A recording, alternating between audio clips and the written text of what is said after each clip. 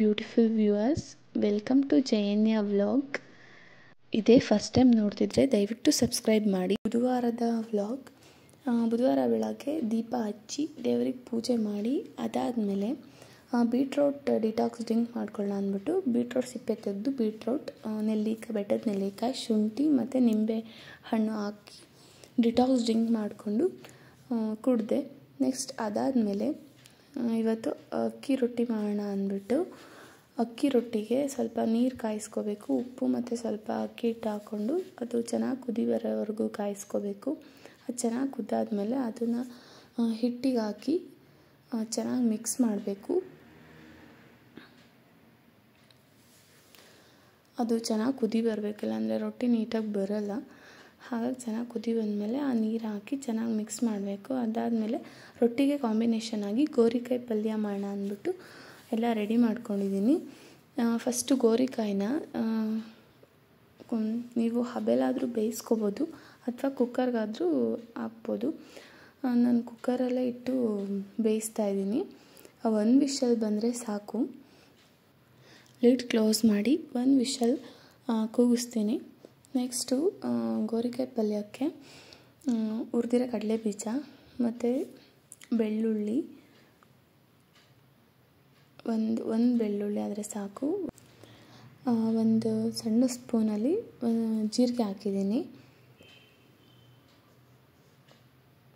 1 spoon chilli powder,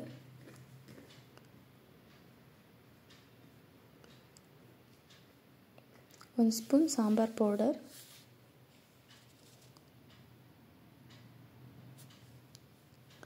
ಹಾಕಿ mixie ಆಡಿಸ್ಕೊಬೇಕು. ಇದನ್ನು ಸ್ವಲ್ಪ ಹಿಂದೆ ಮುಂದೆ ಆನ್ ಆಫ್ ಆ ಥರ ಮಾಡ್ಕೊಬೇಕು. ಅಂದರೆ ಇದು ಫುಲ್ ಪುಡಿ ಆಗೋದು ಬೇಡ, ತರಿ ಆಗಿದ್ದರೆ ಸಾಕು. ಈ ಥರ ರೆಡಿ ಆಗಿದೆ. ನೆಕ್ಸ್ಟು ಗೋರಿಕಾಯಿ ಪಲ್ಯಕ್ಕೆ ಒಗ್ಗರಣೆ ಕೊಡೋಕ್ಕೆ ಅಂದ್ಬಿಟ್ಟು ಆನಿಯನ್ನು, ಟೊಮೊಟೊ, ಕರಿಬೇವು, ಒಣಮೆಣಸಿನ್ಕಾಯಿ, ಕಡಲೆಬೇಳೆ ಎಲ್ಲ ರೆಡಿ ಮಾಡ್ಕೊಂಡಿದ್ದೀನಿ. ಈಗ ಒಗ್ಗರಣೆಗೆ ಸ್ವಲ್ಪ ಎಣ್ಣೆ ಹಾಕಿ ಎಣ್ಣೆ ಸ್ವಲ್ಪ ಕಾದ್ಮೇಲೆ ಕಡಲೆಬೇಳೆ ಹಾಕಿದ್ದೀನಿ. ಕಡಲೆಬೇಳೆ ಸ್ವಲ್ಪ ಚೆನ್ನಾಗಿ ಬೇಯಬೇಕು.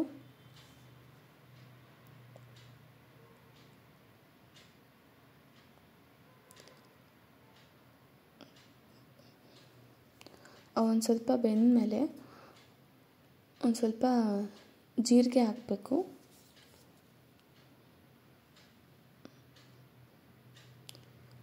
ಮತ್ತು ಸಾಸಿವೆ ಹಾಕಬೇಕು.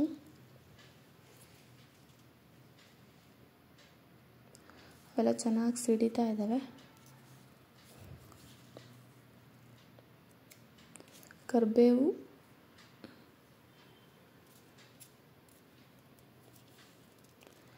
ಒಣಮೆಣಸಿನ್ಕಾಯಿ ಹಾಕಿದ್ದೀನಿ ಒಂದು.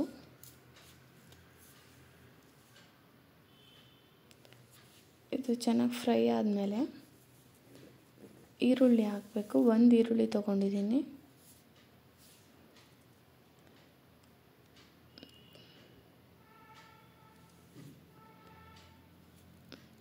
ಒಂದು ಟೊಮೊಟೊ ತೊಗೊಂಡಿದ್ದೀನಿ, ಚಿಕ್ಕ ಸೈಜ್ದು. ಚೆನ್ನಾಗಿ ಮಿಕ್ಸ್ ಮಾಡಬೇಕು.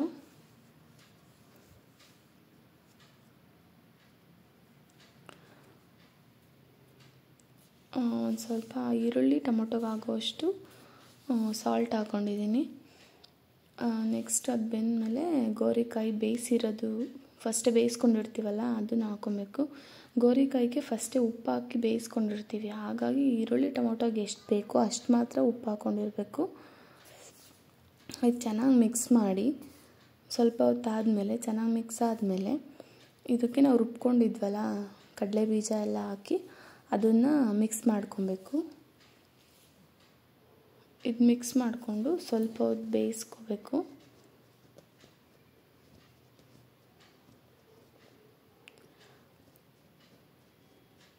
ಬೇಯಿಸ್ಕೊಂಡಾದಮೇಲೆ ಲಾಸ್ಟಲ್ಲಿ ಕೊತ್ತಂಬರಿ ಸೊಪ್ಪು ಹಾಕಿದ್ರೆ ಗೋರಿಕಾಯಿ ಪಲ್ಯ ರೆಡಿ. ನೆಕ್ಸ್ಟು ಕಾರ್ನ್ ಸಲಾಡ್ ಮಾಡೋಣ ಅಂದ್ಬಿಟ್ಟೆಲ್ಲ ರೆಡಿ ಮಾಡ್ಕೊಂಡಿದ್ದೀನಿ. ಅದಕ್ಕೆ ಕಾರ್ನ್, 1 ಟೊಮೊಟೊ, ಮತ್ತು ಈರುಳ್ಳಿ, ಸೌತೆಕಾಯಿ ಅರ್ಧ ತೊಗೊಂಡಿದ್ದೀನಿ, ಒಂದು ಸಣ್ಣದು ಕ್ಯಾರೆಟ್,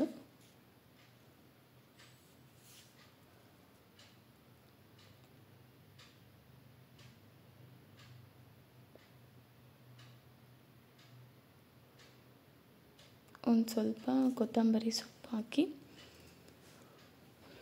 ನೆಕ್ಸ್ಟು ಅದಕ್ಕೆ ಒಂದು ಸ್ವಲ್ಪ ಮೊಸರಿಗೆ ಅದಕ್ಕೆ ಎಷ್ಟು ಬೇಕಷ್ಟು ಉಪ್ಪು ಹಾಕ್ಕೊಬೇಕು. ಅದನ್ನು ಚೆನ್ನಾಗಿ ಮಿಕ್ಸ್ ಮಾಡಿಕೊಂಡು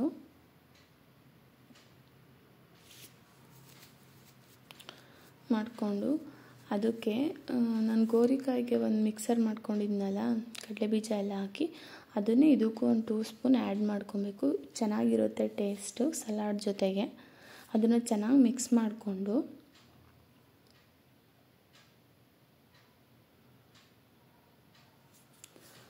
ಸಲಾಡ್ಗೆ ಹಾಕ್ಕೊಬೇಕು.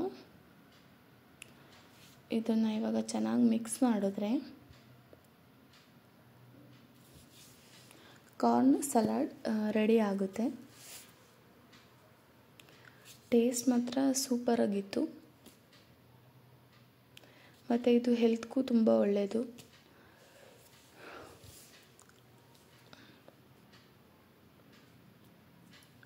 ಸಲಾಡ್ ರೆಡಿ ಆಯಿತು.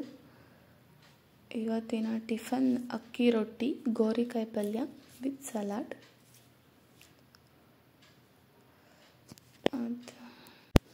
ಮಧ್ಯಾಹ್ನಕ್ಕೆ ಮೊಟ್ಟೆ ಸೊಪ್ಪು ಪಲ್ಯ ಮಾಡೋಣ ಅಂದ್ಬಿಟ್ಟು ಸೊಪ್ಪನ್ನ ಚೆನ್ನಾಗಿ ಕಟ್ ಮಾಡ್ಕೊಂಡಿದ್ದೀನಿ. ಇದು ಎಲ್ಲ ಸೊಪ್ಪು ಮಿಕ್ಸು. ಇದು ಚೆನ್ನಾಗಿ ಅಂದರೆ ತೀರಾ ಸಣ್ಣಗೂ ಕಟ್ ಮಾಡ್ಕೊಂಡಿಲ್ಲ. ಓಕೆ, ನಮಗೆ ಹೆಂಗೆ ಬೇಕು ಆ ಥರ ಕಟ್ ಮಾಡಿಕೊಂಡು ಅದಕ್ಕೆ ಎಷ್ಟು ಬೇಕಷ್ಟು ಉಪ್ಪು ಹಾಕಿ ಸ್ವಲ್ಪ ನೀರು ಹಾಕಿ ಬೇಯಿಸ್ಕೋಬೇಕು ಸೊಪ್ಪನ್ನ ಚೆನ್ನಾಗಿ.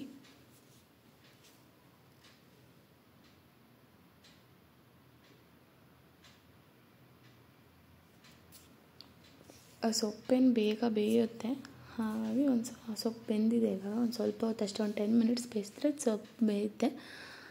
ಸೊಪ್ಪು ಬೆಂದಿರೋ ಸೊಪ್ಪನ್ನ ಸ್ವಲ್ಪ ನೀರೆಲ್ಲ ಸೋಸ್ಕೊಂಡು ತೆಗೆದಿಟ್ಕೊಬೇಕು. ಯಾಕಂದ್ರೆ ಅದಕ್ಕೆ ಒಗ್ಗರಣೆ ಕೊಟ್ಕೊಬೇಕಲ್ವ, ಹಂಗಾಗಿ ಆ ಸೊಪ್ಪನ್ನ ನೀಟಾಗಿ ನೀರು ಸೋಸ್ಕೊಂಡು ತೆಗೆದಿಟ್ಕೊತಾ ಇದ್ದೀನಿ. ನೆಕ್ಸ್ಟ್ ಅದು ನೀರು ಇರುತ್ತಲ್ಲ ಸೊಪ್ಪಿಂದು ಬೇಯಿಸಿರೋದು, ಅದನ್ನು ಸೋಸ್ಕೊತಾ ಇದ್ದೀನಿ. ಅದನ್ನೇನು ವೇಸ್ಟ್ ಮಾಡೋದು ಬೇಡ, ಕುಡಿಬೋದು, ಚೆನ್ನಾಗಿರುತ್ತೆ. ಸೊ ಅದಕ್ಕೆ ಒಂದು ಲೋಟಕ್ಕೆ ಹಾಕಿಟ್ಕೊತಾ ಇದ್ದೀನಿ. ನೆಕ್ಸ್ಟ್ ಆ ಸೊಪ್ಪಿಗೆ ಒಗ್ಗರಣೆ ಕೊಡೋಣ ಅಂದ್ಬಿಟ್ಟು ಎಣ್ಣೆ, ಸ್ವಲ್ಪ ಜೀರಿಗೆ, ಸಾಸಿವೆ ಮತ್ತು ಒಂದು ಈರುಳ್ಳಿ, ಹಸಿರು ಮೆಣಸಿನ್ಕಾಯಿ ಹಾಕಿ ಸ್ವಲ್ಪ ಉಪ್ಪು ಹಾಕಿ ಚೆನ್ನಾಗಿ ಬೇಯಿಸ್ಕೋಬೇಕು. ಈರುಳ್ಳಿ ಎಲ್ಲ ಚೆನ್ನಾಗಿ ಬೆಂದಮೇಲೆ ಅದಕ್ಕೆ 4 ಮೊಟ್ಟೆ ಹಾಕಿದ್ದೀನಿ. ಈ ಮೊಟ್ಟೆನ ಚೆನ್ನಾಗಿ ಮಿಕ್ಸ್ ಮಾಡಬೇಕು. ಇದಕ್ಕೊಂದು ಸ್ವಲ್ಪ ರುಚಿಗೆ ತಕ್ಕಷ್ಟು ಉಪ್ಪು ಹಾಕಬೇಕು. ಮೊಟ್ಟೆ ಎಲ್ಲ ಚೆನ್ನಾಗಿ ಬೆಂದಿದೆ. ಇದು ಬೆಂದಮೇಲೆ ಬೇಯಿಸಿಟ್ಕೊಂಡಿದ್ವಲ್ಲ ಸೊಪ್ಪು, ಅದನ್ನು ಅದಕ್ಕೆ ಮಿಕ್ಸ್ ಮಾಡಬೇಕು.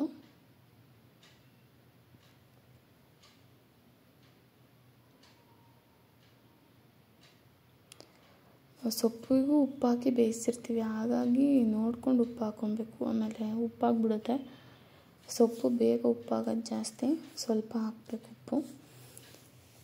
ಚೆನ್ನಾಗಿ ಮಿಕ್ಸ್ ಮಾಡಿ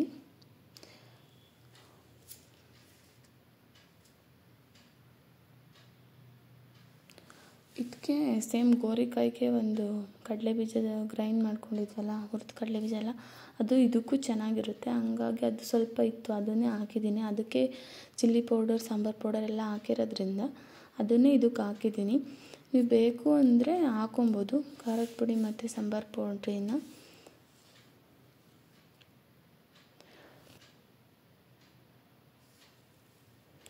ಇದು ಚೆನ್ನಾಗಿ ಮಿಕ್ಸ್ ಮಾಡಬೇಕು. ಆದಮೇಲೆ ಇದಕ್ಕೆ ಕಾಯಿ ಹಾಕಬೇಕು. ನಿಮ್ಗೆ ಎಷ್ಟು ಬೇಕಷ್ಟು, ಆ ಸೊಪ್ಪಿಗೆ ಎಷ್ಟು ಬೇಕಷ್ಟು ಕಾಯಿನ ಹಾಕೋಬೋದು. ಈಗ ಜಾಸ್ತಿ ಕಾಯಿ ತಿಂತಿದ್ರೆ ಜಾಸ್ತಿ, ಸ್ವಲ್ಪ ಜಾಸ್ತಿ ಯೂಸ್ ಮಾಡಲ್ಲ ಅನ್ನೋರು ಸ್ವಲ್ಪ ಆ ಥರ ಹಾಕ್ಕೊಬೇಕು. ನಾನು ಸ್ವಲ್ಪ ಕಾಯೆಲ್ಲ ಓಕೆ ಯೂಸ್ ಮಾಡ್ತೀನಿ, ಹಾಗಾಗಿ ಸ್ವಲ್ಪ ಜಾಸ್ತಿನೇ ಹಾಕಿದ್ದೀನಿ ಇದಕ್ಕೆ.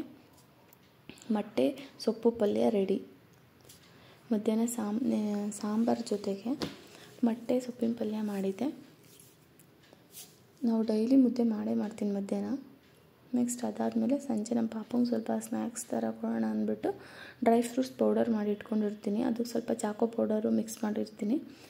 ಇದಕ್ಕೆ ಸ್ವಲ್ಪ ಬೆಲ್ಲ, ಸಕ್ಕರೆನಾದರೂ ಮಿಕ್ಸ್ ಮಾಡ್ಬೋದು, ಬೆಲ್ಲ ಆದರೂ ಮಿಕ್ಸ್ ಮಾಡ್ಬೋದು. ಸಕ್ಕರೆ ಕಂಪೇರ್ ಮಾಡಿದ್ರೆ ಬೆಲ್ಲ ಸ್ವಲ್ಪ ಬೆಸ್ಟ್ ಅಂದ್ಕೊಂಡು ಬೆಲ್ಲ ಯೂಸ್ ಮಾಡ್ತೀನಿ. ಸ್ವಲ್ಪ ಕಾಯಿ ಇಲ್ಲ ಕೊಬ್ಬರಿ ತುರಿನಾದರೂ ಯೂಸ್ ಮಾಡ್ಬೋದು. ಅದನ್ನು ಮಿಕ್ಸ್ ಮಾಡಿದ್ರೆ ತಿನ್ನೋಕ್ಕೆ ತುಂಬ ಚೆನ್ನಾಗಿರುತ್ತೆ. ಇದು ನಮ್ಮ ಪಾಪು ಇಷ್ಟಪಟ್ಟು ತಿಂತಾನೆ. ಹಾಗಾಗಿ ಈ ಥರ ಮಾಡಿಕೊಡ್ತೀನಿ. ಇಲ್ಲಾಂದರೆ ಅದಕ್ಕೆ ಸ್ವಲ್ಪ ತುಪ್ಪ ಹಾಕಿ ಕಲಿಸ್ಬಿಟ್ಟು ಉಂಡೆ ಥರ ಮಾಡ್ಬೋದು. ಡ್ರೈ ಫ್ರೂಟ್ ಉಂಡೆ ಥರ ಮಾಡಿಕೊಟ್ರು ಚೆನ್ನಾಗಿರುತ್ತೆ. ನೋಡಿ, ನಮ್ಮ ಪಾಪು ಟಾಯ್ಸ್ ಎಲ್ಲ ಅಷ್ಟು ಅಗ್ಲಕ್ಕೆ ಆಡ್ಬಿಟ್ಟು ಇಲ್ಲಿ ಸೈಡಲ್ಲಿ ಬಂದು ಕೂತ್ಕೊಂಡು ಆಟ ಆಡ್ತಾ ಇದ್ದಾನೆ. ಅದಕ್ಕೆ ಸುಮ್ಮನೆ ತೊಗೊಂಡೆ. ನೆಕ್ಸ್ಟು ಮೋಡ ಆಗಿತ್ತು. ನಾವು ಹೊರಗಡೆ ಪಾರ್ಕಿಗೆ ಹೋಗೋಣ ಪಾಪು ಕರ್ಕೊಂಡು ಅಂತ ಅಂದ್ಕೊಂಡ್ವಿ. ನೋಡಿದ್ರೆ ಮೋಡ ಆಗಿ ಮಳೆನೂ ಬಂತು. ನಮ್ಮ ಮನೆ ಹತ್ರ ಮರಗಳೆಲ್ಲ ಚೆನ್ನಾಗಿ ಗಾಳಿ ಬೀಸ್ತಾ ಇದ್ದು, ಅದಕ್ಕೆ ಅದನ್ನ ವೀಡಿಯೋ ಮಾಡಿಕೊಂಡೆ. ನೋಡೋಕ್ಕೆ ಚೆನ್ನಾಗಿತ್ತು. ಹಾಗೆ ಮಳೆ ಬಂತು. ಜೋರು ಮಳೆ ಏನಲ್ಲ, ಓಕೆ. ಮಳೆಯಿಂದ ಹೊರಗಡೆ ಹೋಗೋಕ್ಕಾಗಲಿಲ್ಲ ಅಷ್ಟೇ. ಆಮೇಲೆ ನಮ್ಮ ಪಾಪು ಒಳಗಡೆನೇ ಆಟ ಆಡ್ಕೊತಿದ್ದ. ಈ ಮಳೆಗೆ ಕಾಫಿ ಮಾಡೋಣ ಅಂದ್ಬಿಟ್ಟು, ನಾವು ಡೈಲಿ ಕಾಫಿ ಏನು ಕುಡಿಯೋಲ್ಲ, ಮಳೆ ಇತ್ತಲ್ಲ ಅದಕ್ಕೆ ಸ್ವಲ್ಪ ಕಾಫಿ ಮಾಡೋಣ ಅಂದ್ಬಿಟ್ಟು ಕಾಫಿ ಮಾಡಿದೆ.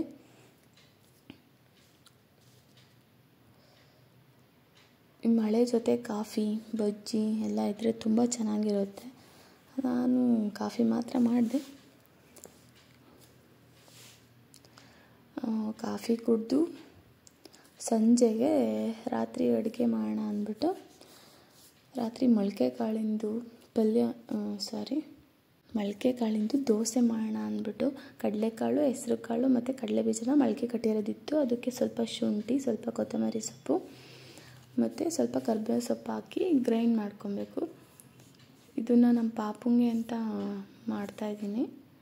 ಸ್ವಲ್ಪ ಇದ್ದು ಮೊಳಕೆ ಕಟ್ಟಿರೋ ಕಾಳುಗಳು, ಅದಕ್ಕೋಸ್ಕರ ನಮ್ಮ ಪಾಪುಂಗೆ ಅಂತ ಒಂದು 2 ದೋಸೆ ಆಗ್ಬೋದು ಅಷ್ಟೇ. ಅಷ್ಟು ಮಾಡ್ಕೊತಾ ಇದ್ದೀನಿ.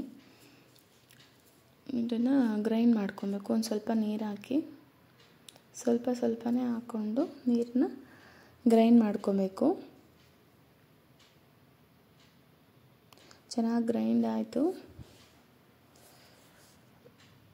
ಮತ್ತು ಎಲ್ರಿಗೂ ಚಪಾತಿ ಮಾಡೋಣ ಅಂದ್ಬಿಟ್ಟು ಮಿದ್ದಿಟ್ಟಿದ್ದೀನಿ. ಇವಾಗ ದೋಸೆ ಹಾಕೋಣ ಅಂದ್ಬಿಟ್ಟು ತವ ಕಾಯ್ತಾ ಇದೆ. ದೋಸೆ ಮಿಕ್ಸ್ ರೆಡಿ ಆಗಿದೆ.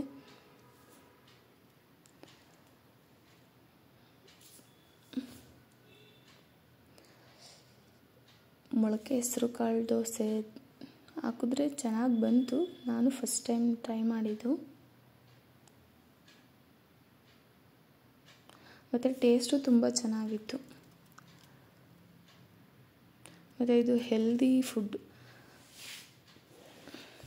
ಮೊಳಕೆ ಕಟ್ಟಿರೋದಲ್ವಾ, ಸೊ ಪ್ರೋಟೀನ್ಸ್ ಎಲ್ಲ ಚೆನ್ನಾಗಿರುತ್ತೆ ಅದರಲ್ಲಿ. ಹಾಗೆ ಸ್ವಲ್ಪ ಮೇಲೆ ಈರುಳ್ಳಿ ಹಾಕ್ಬಿಟ್ಟು ಒಂದು ಸ್ವಲ್ಪ ಆಯಿಲ್ ಹಾಕಿ ಒಂದು ಪ್ಲೇಟ್ ಕ್ಲೋಸ್ ಮಾಡಿದೆ, ಅಂದರೆ ಚೆನ್ನಾಗಿ ಬೇಯಲಿ ಅಂತ.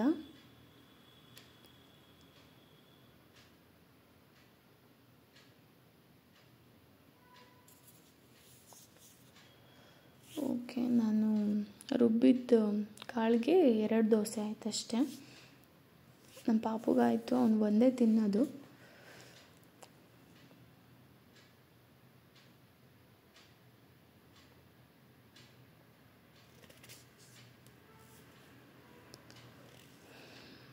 ನೆಕ್ಸ್ಟು ಈ ದೋಸೆಗೆ ಮಧ್ಯಾಹ್ನ ಮೊಟ್ಟೆ ಸೊಪ್ಪು ಪಲ್ಯ ಮಾಡಿದ್ನಲ್ಲ ಅದೇ ಇತ್ತು. ಸೊ ದೋಸೆಗೆ ಮತ್ತು ಚಪಾತಿಗೆ ಅದೇ ಆಯಿತು. ಚಪಾತಿ ಬೇಯಿಸ್ತಾ ಇದ್ದೀನಿ. ಇಷ್ಟೇ ಇವತ್ತಿನ ವ್ಲಾಗ್ ಫ್ರೆಂಡ್ಸ್. ಈ ವ್ಲಾಗ್ ನಿಮಗೆ ಇಷ್ಟ ಆಗಿದರೆ ಪ್ಲೀಸ್ ಸಬ್ಸ್ಕ್ರೈಬ್ ಮಾಡಿ, ಲೈಕ್ ಮಾಡಿ, ಶೇರ್ ಮಾಡಿ, ಕಮೆಂಟ್ ಮಾಡಿ ಪ್ಲೀಸ್. Thank you.